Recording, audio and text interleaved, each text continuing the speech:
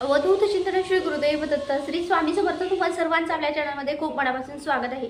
बघा, प्रत्येक जणाचा प्रश्न असतो की आषाढी एकादशीला आपल्याला केस धुवायचेत का?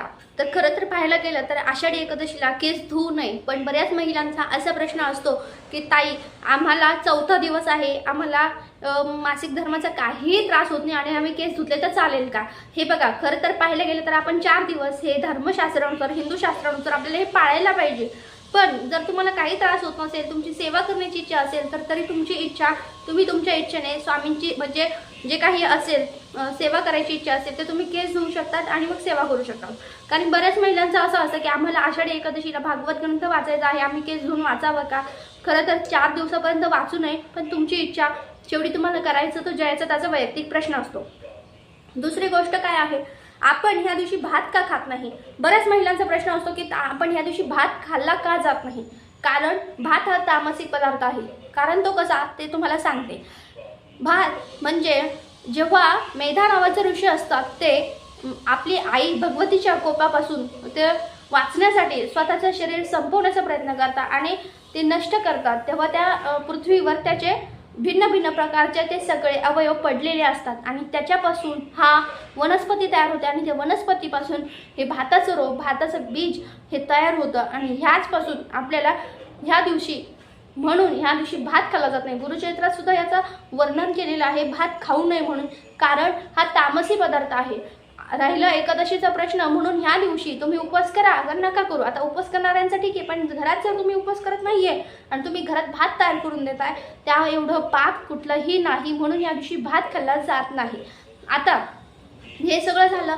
आता ह्या दिवशी आपल्याला सगळ्यात महत्त्वाची गोष्ट म्हणजे विठ्ठलाचा एक षडाक्षरी मंत्र आहे तो म्हणायचा आहे, एक माळ म्हणायची आहे। बघा, प्रत्येकाला विठ्ठल भक्ती ही खूप प्रिय असते।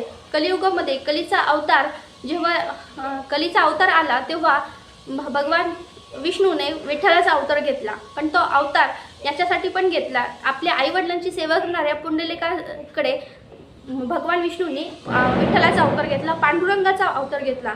पण ह्याचबरोबर जे कली म्हणजे काय, कलियुगामध्ये ज्या काही माणसामध्ये भौतिक गुण असतात, भौतिक त्रास असतो, पाप वाढलेले असतात, जे गुण दोष वाईट वाढलेले असतात, त्यामुळे आपल्याला ह्या भौतिक गुणांमुळे जर त्रास कमी करण्यासाठी आपण ह्या दिवशी विठ्ठलाचा हा मंत्र म्हणायचा आहे। कारण की विठ्ठलाने स्वतः दाखवून दिलेलं आहे की ह्या कलियुगाचा जेव्हा नाश करताल तेव्हा कली म्हणजे बघा, वाईट विचार, वाईट प्रवृत्ती, वाईट आपण दुसऱ्यांविषयी वाईट बोलतो, वाईट वागणं, ही आहे कली आहे। आपल्या मनातले कली म्हणजे वाईट विचार आहेत आणि याच्यासाठी आपल्याला हे सगळे दूर करण्यासाठी विठ्ठलाची कृपा आपल्यावर राहण्यासाठी, भगवान विष्णूंची कृपा राहण्यासाठी, कारण की आपल्याला त्यांचं स्मरण व्हावं ह्याच्यासाठी एकादशीच्या दिवशी विठ्ठलाची सेवा करायची आहे, पूजा करायची आणि ह्या एक मंत्राची माळ जपायची। पहिला म्हणजे बघा, आपण हा मंत्र कोणता आहे तर विठ्ठलाचा पांडुरंगाचा मंत्र आहे हा, तर तुम्ही नक्कीच हा मंत्र म्हणायचा आहे। श्री वत्स्यधारयं वक्ष्यमुक्तमाला षडाक्षरम, श्री वत्स्यधारयं वक्ष्यमुक्तमाला षडाक्षरम, ह्या एका मंत्राची आपल्याला एक माळ म्हणजे 108 वेळेस जप करायचा आहे। दिंडोरी प्रणित गुरुमाऊलींनी आपल्याला हा एक मंत्र दिलेला आहे। आपण दिवसभरात केलेली सेवा पुण्यफळास येण्यासाठी, संपूर्ण आषाढी एकादशीचे पुण्य मिळण्यासाठी आपल्याला हा एक मंत्र म्हणायचा आहे।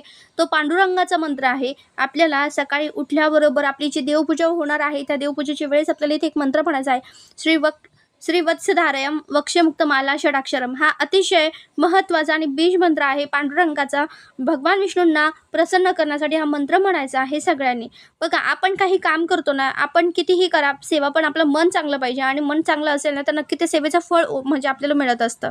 याचबरोबर आपल्याला सेवेमध्ये आपण नियत चांगली ठेवली पाहिजे। काय म्हणतो ना, आपण सेवा करतो आणि एकीकडे दुसऱ्यांविषयी वाईट बोलतो, आपल्याला हे करायचं नाही। ह्या दिवशी तरी महिलांनो किंवा दादांनो, जे कोणी व्हिडिओ बघतो ना, तर खरंच मनापासून सांगते, ह्या दिवशी तरी आपल्या मनात कुणाविषयी वाईट विचार येऊ द्यायचे नाहीत। दिवसभरात तुम्ही कधीही करू शकता, काही हरकत नाही।